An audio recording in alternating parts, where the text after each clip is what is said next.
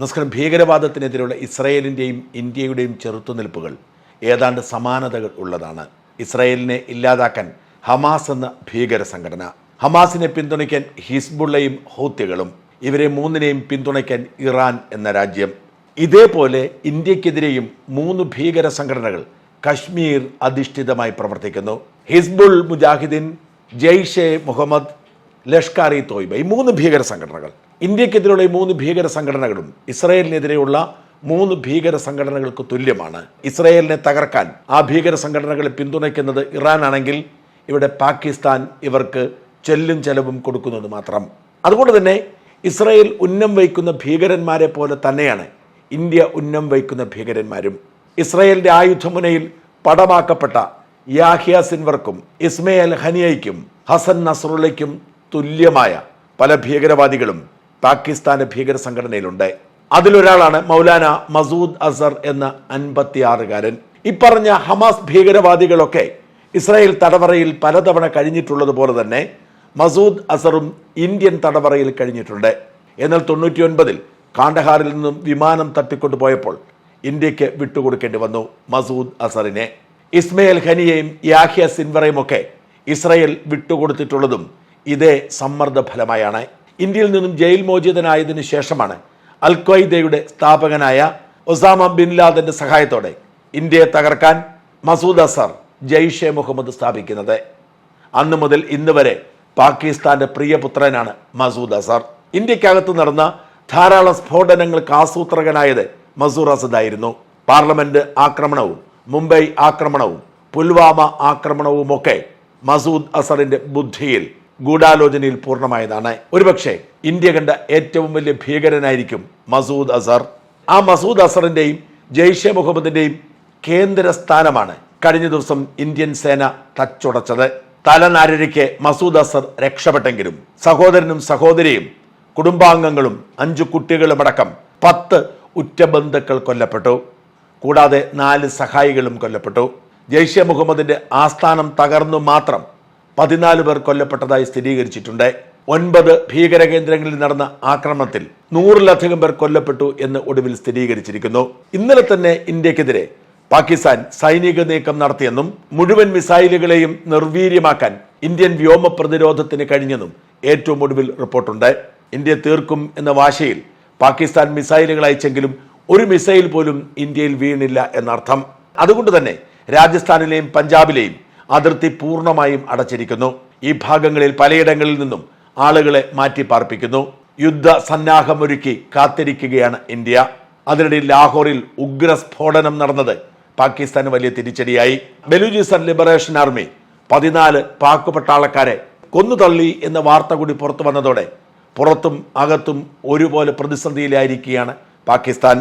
Indian ആക്രമണത്തിൽ കൊല്ലപ്പെട്ടവർക്കിടയിൽ കൊടും ഭീകരനായ അബ്ദുൾ റൌഫ് അഷ്റഫുമുണ്ട് എന്ന് സ്ഥിരീകരിച്ചിട്ടുണ്ട്. മസൂദ് അസറിന്റെ സഹോദരനാണ് അബ്ദുൾ റൌഫ് അഷ്റഫ്. മസൂദ് അസർ ആസൂത്രണം ചെയ്ത പല ഭീകരാക്രമണങ്ങളിലെയും മുഖ്യശില്പിയായിരുന്നു സഹോദരനായ അഷ്റഫ്.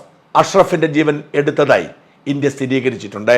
ഇസ്രായേൽ എങ്ങനെയാണോ ഹമാസിനോട് ഒരു ദയയുമില്ലാതെ കൈകാര്യം ചെയ്യുന്നത്, അങ്ങനെ തന്നെയാണ് ഇന്ത്യയും ഇപ്പോൾ ഈ ഭീകര സംഘടനകളെ കൈകാര്യം ചെയ്യുന്നത് എന്ന് വ്യക്തമായി. പാകിസ്ഥാന്റെ പരസ്യമായ സംരക്ഷണം ഈ ഭീകരർക്കുണ്ടായിട്ടും ഇന്ത്യ ബഹുദൂരം മുമ്പോട്ട് പോയിരിക്കുന്നു, അതും ഒരാരവവുമില്ലാതെ. ഇതിനിടയിൽ മസൂദ് അസറിന്റെ വിലാപം പുറത്തു വന്നിട്ടുണ്ട്. നാഥ, എന്നെ കൂടി അങ്ങ് കൊണ്ടുപോവണേ എന്ന് പറഞ്ഞുള്ള നിലവിളി. തന്റെ കുടുംബത്തിലെ പ്രിയപ്പെട്ട 10 പേർ നഷ്ടപ്പെട്ടെന്നും അതിൽ തനിക്കൊരു ഖേദമില്ലെന്നും അവരോടൊപ്പം തനിക്ക് പോകാൻ കഴിയാത്തതിലെ വേദനയുള്ളൂ എന്നുമാണ് മസൂദ് അസറിന്റെ വിലാപം. എത്ര വിചിത്രമാണ് സംഗതി എന്നോർക്കണം. ഇന്ത്യയോട് പ്രതികാരം ചെയ്യുമെന്നോ ഇന്ത്യയുടെ തലയെടുക്കുമെന്നോ ഒന്നും പറയാനുള്ള ധൈര്യം മസൂദ് അസറിന് പോലും നഷ്ടപ്പെട്ടിരിക്കുന്നു. കാണ്ഡഹാർ വിമാനം റാഞ്ചിക്കൊണ്ടുപോയി തിരിച്ചു കിട്ടിയ ജീവൻ ഇന്ത്യയുടെ ഔദാര്യമാണെന്ന് തിരിച്ചറിയുന്ന മസൂദ് അസർ ഏതു നിമിഷവും തനിക്കും ജീവൻ നഷ്ടപ്പെട്ടേക്കും എന്ന് തിരിച്ചറിഞ്ഞ് വിലപിക്കുകയാണ്. നാഥ, എന്നെ കൂടി അങ്ങ് കൊണ്ടുപോകണേ എന്ന് പറഞ്ഞുള്ള നിലവിളി. ഒരുപാട് കാലമൊന്നും മസൂദ് അസറിന്റെ പ്രാർത്ഥന കേൾക്കാൻ നാഥൻ വൈകാനിടയില്ല. നാഥൻ കാത്തിരിക്കുകയാണ്.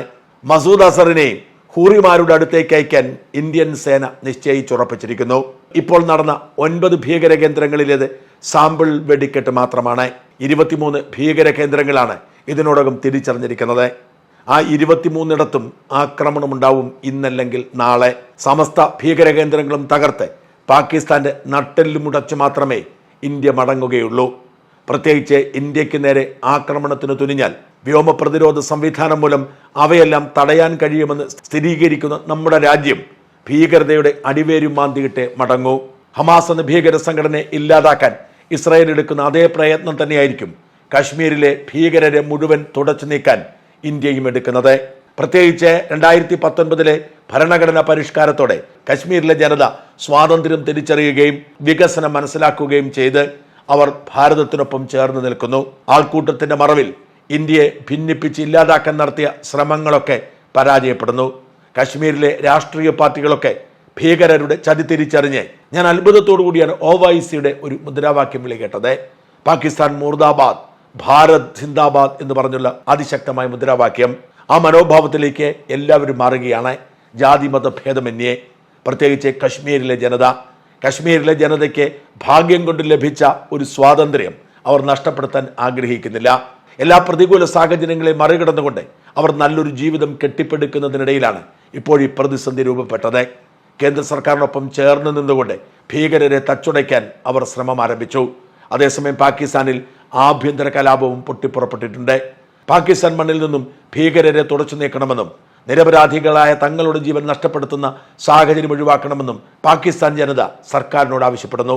അത് ഇന്ത്യ ഇല്ലാതാക്കും എന്ന് ഭീഷണിപ്പെടുത്തുന്നതല്ലാതെ ഒന്നും ചെയ്യാൻ പാക് ഭരണകൂടത്തിന് കഴിയുന്നില്ല.